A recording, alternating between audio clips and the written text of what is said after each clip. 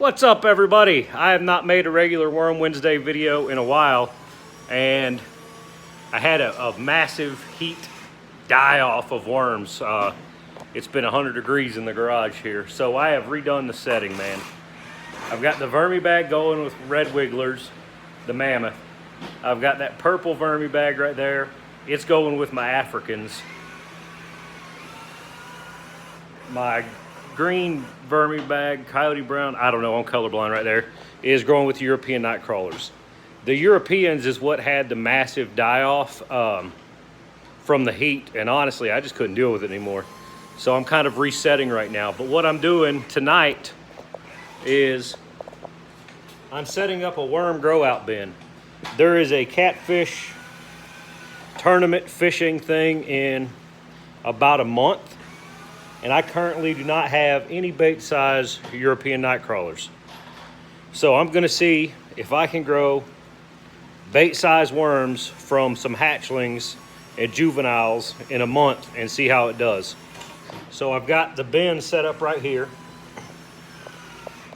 All this is some very wet peat moss, some very wet leaves, and some cardboard that's been soaking for a couple of days. I'm gonna mix this all up and then go get the worms, and I will bring it back to y'all to show you how it's all set up and going. Okay guys, I am back. I have went through, and from one of my small little European night crawler totes that I started with 25 breeders, if you guys remember that bin, I went through and I picked out approximately 75 worms. Okay, so I say approximately. I'm from Alabama. I get distracted really easy. I know there's 60. I lost count somewhere in there, so there's probably 70 something worms. 65, 70, I don't know. But they vary in size from, there's two. That guy right there being the biggest, to this little bitty worm ball of wisps and small young worms.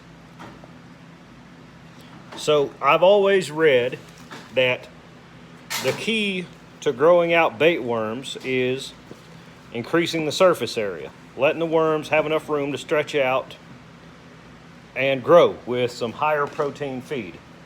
So I've got this bin set up. It's just a little, let me tell you what it is, hold on.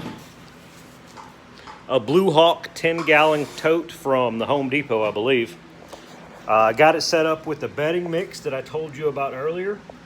I have sprinkled some lime across the front to help buffer out the pH. And I'm about to feed them a fairly high protein food. It should be about 10%. It's a real finely ground up chicken feed. I'm going to spread that across the top with the worms. Sorry about the halo there, guys, and the drill in the background. We're working on some projects here. And we're going to let those guys cook for about a month. I will be checking in on them, you know, pretty frequently for the first week to make sure everything's settled in and they're adjusting well.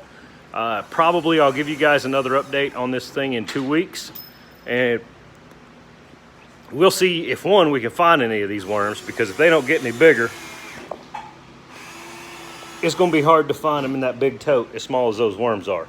But we'll definitely see if they grow out in time for the catfish tournament, and if they don't, I'll just fish with Africans. That's the joy of having all these worms to choose from. I prefer Euros. They stay on the hook a little bit better, but we'll see what happens.